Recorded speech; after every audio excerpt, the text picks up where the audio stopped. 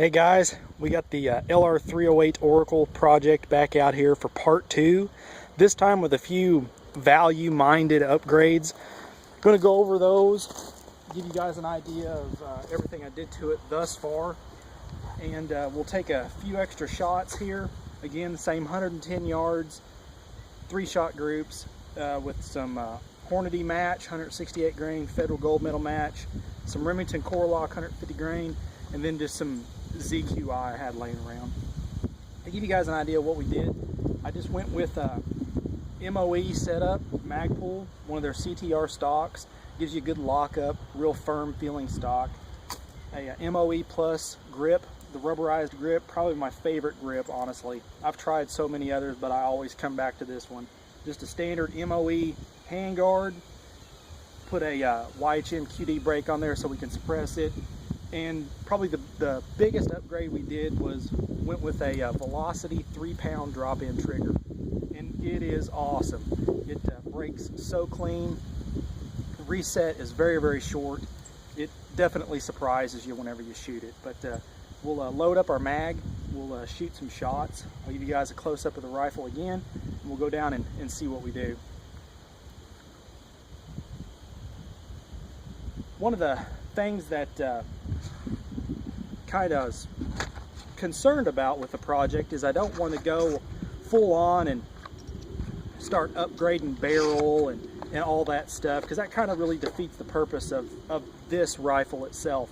When you can buy the rifle for so little money brand new, it's such a value-minded option, and as you guys seen from video 1, it shoots really good even with the stock trigger in its stock form.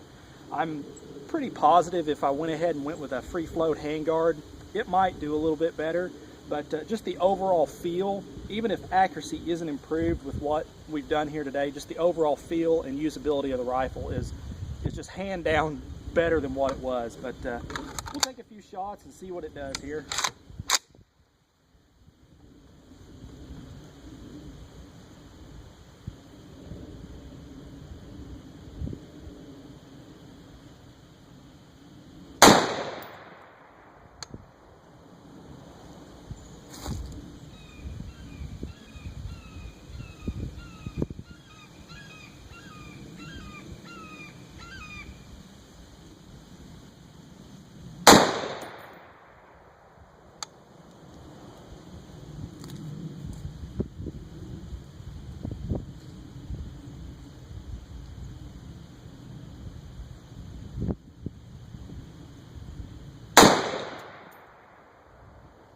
Not too bad.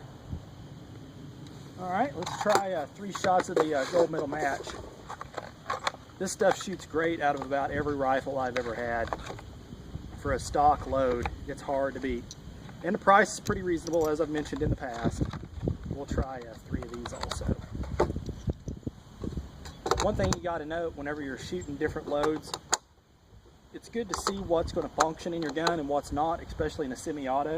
Honestly, I haven't really had much issue out of these rifles, and the only thing that's really given me any trouble, honestly, has been the core lock. So we'll see if how it does here. Again, 3 more shots here, 110 yards.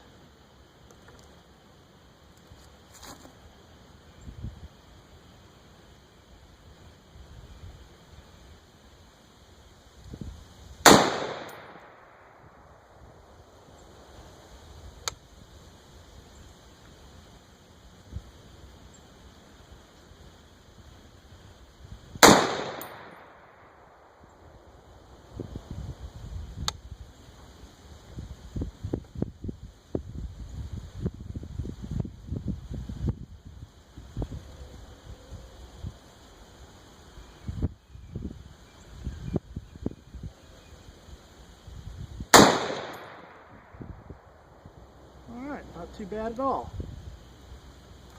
Alright, let's try 3 shots of the core lock here, 150 grain.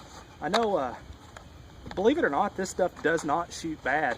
It is by no means a match load, but for guys that do a lot of hunting, I know this is a popular round, and it's more than sufficient for a minute of deer, that's for sure. But we'll try and see here. And like I said, hopefully it won't give us any feeding issues.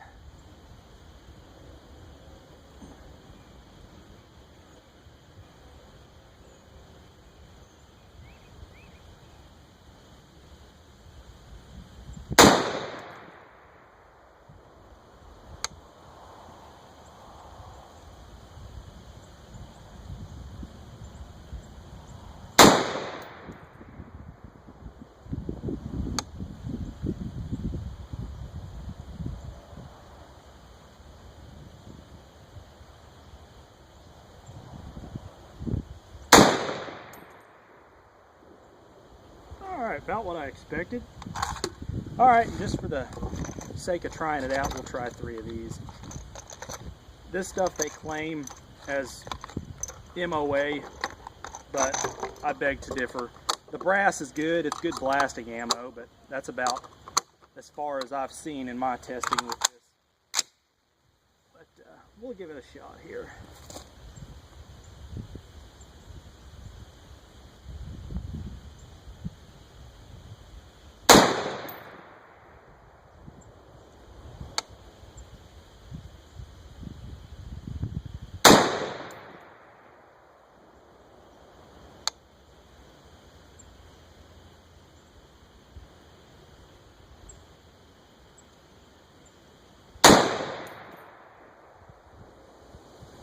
Alright, let me grab the camera here and we'll take a close-up of the rifle real quick for you guys. Like I said, I didn't want to go full on and start changing a lot of stuff over from the way it came, because honestly that's going to defeat the value-minded, you know, philosophy of this rifle. When you can have it, you know, $750-ish out the door, brand new. I mean, that's hard to beat for what you're getting. But with the addition of a, you know, a nicer trigger, a little bit better feeling stock, a nicer feeling grip, I mean, it's definitely well worth the money. And those velocity triggers are just awesome. Let me see if I can get it to break for you guys on camera here so you can see. But as you can tell, I mean, it is, that's it. That is nice. For a AR style trigger, I will take it. And those triggers can be had for around 130-ish, maybe a little less, depending on where you go. But again, just a MOE handguard, MOE plus grip, the CTR stock, and then the YHM flash hider. Probably will end up going with a little bit smaller scope once ever I get everything lined out with it, because that thing is just way too huge and heavy. But let's take a walk down and we'll check our target and see how we did. I honestly don't foresee myself doing anything barrel-wise as far as swapping or anything. With that said, I would prefer an 18-inch barrel, but it's not a deal breaker for what the gun costs. And again, you go changing $200 and $300 barrel, at the end of the day, you're really just better off just buying you a gun that you want already set up or building it yourself. But for what my intended purposes is with the rifle, and I have no trouble shooting it out to 300-400 yards so far before I put the trigger swap in it, so I know now it'll be as good or better. So, but you know, the results kind of speak for themselves. The gold medal match obviously is the good stuff, but here's the Hornady 168 grain. It's about 1.5 inches. I kind of pulled that one. I get a little excited when I seen those two. That was my fault. But here's a gold medal match. I mean, that's a good group. That is a really good group out of a rifle like that.